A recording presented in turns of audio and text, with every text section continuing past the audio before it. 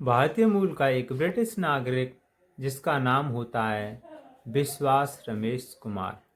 दरअसल वह लंदन जाने के लिए अर्थात अपने घर जाने के लिए अहमदाबाद के एयरपोर्ट पर रुका हुआ था। इसी बीच में उसकी फ्लाइट तैयार होती है। वह फ्लाइट में बैठता है और फ्लाइट में बैठने के बाद उसकी जो सीट मिलती है 11A अर्थात खिड़की के पास ही थी, जिससे वह बाहर का दृश्य नज़ारा और जो दृश्य है उसे अपने मोबाइल और आंखों में कैद कर सके।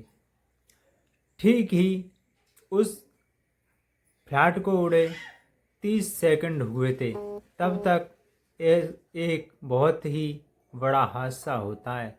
हादसा ऐसा होता है कि मानो कोई विस्फोट हुआ है और उसके बाद तुरंत ही कब ये आग में बदल जाता है। आज की जो सच्ची घटना है उसे सुनने के बाद आपका दिल भी दहल जाएगा।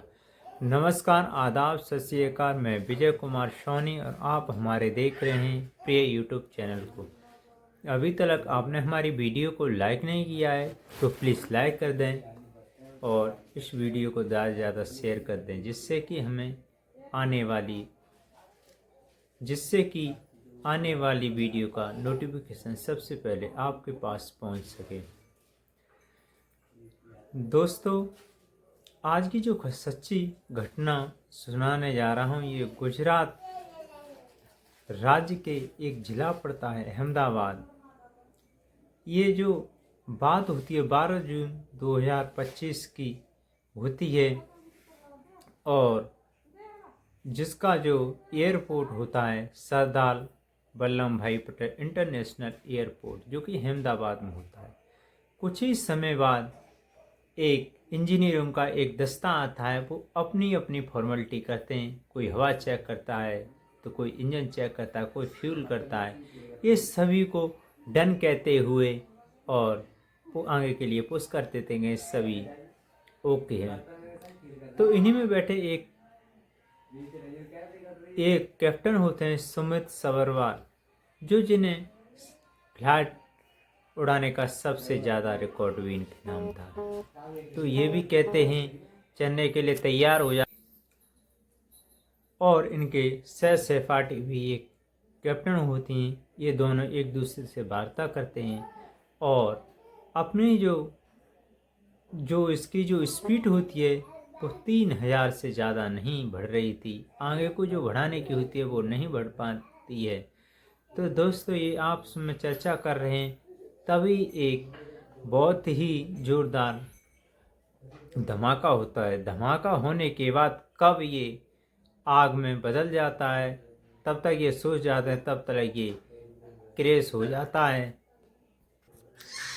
तो वहाँ देखते हैं एक व्यक्ति होता है जो वहाँ से छलांग लगा देता है, जिसका नाम होता है विश्वास रमेश कुमार।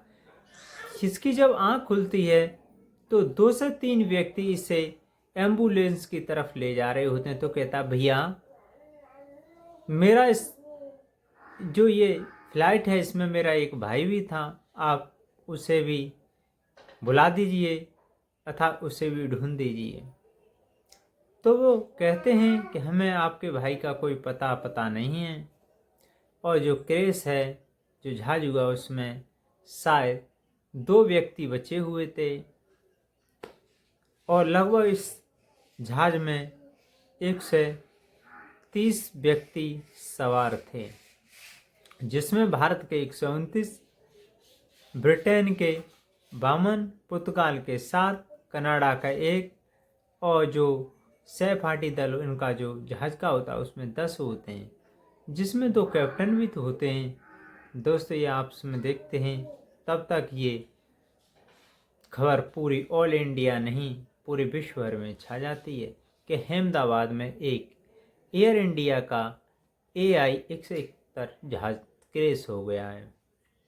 दोस्तों, जिसमें सोशल मीडिया पे एक वीडियो वायरल हो रही है कि एक महिला होती है, वो एक सेल्फी लेती है। उसके पीछे जो अहमदाबाद के 21वें मुख्यमंत्री होते हैं विजय रूपाणी उनकी पत्नी बैठी होती है और वो अपने घर पर ये इमेज सेंड कर देती है।